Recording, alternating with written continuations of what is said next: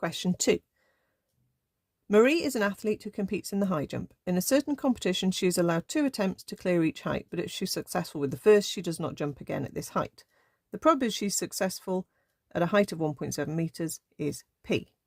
The probability she's successful with her second jump is also P.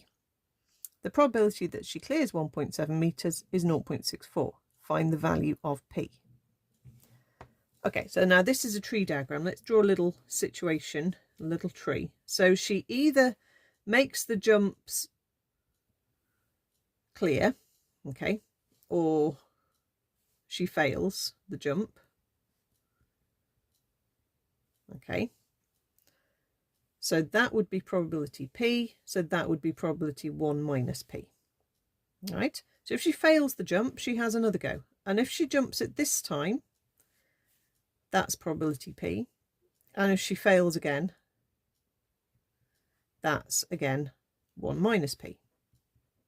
Okay, so we're told the probability she does clear 1.7 metres is 0.64, but she can either do that on the first jump or on the second jump. So basically it's the total of these two asterisks roots equals the 0.64.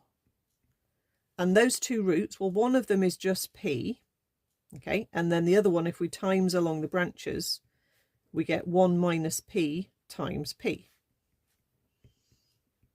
Okay, there is a slightly different way to do it. I'll explain in a sec, but this is probably the way a lot of you will look at this. Let's just multiply this out, and then we go, oh, it's a quadratic. So we've got 2p minus p squared is equal to 0.64. Let's hop everything across. P squared, take away 2p plus 0.64.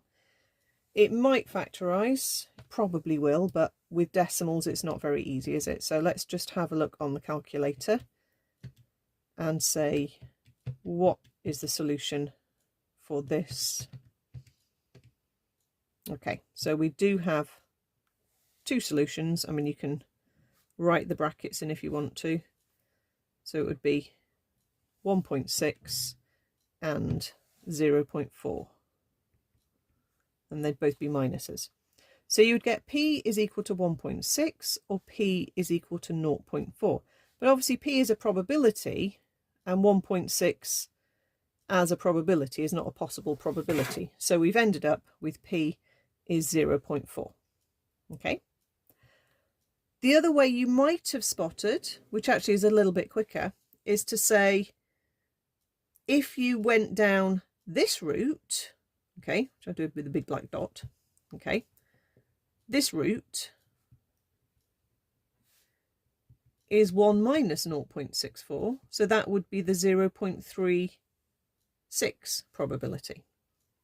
So if we went that route, we'd have 1 minus p times by 1 minus p equaling 0.36 coming down this road. Okay, multiply that out.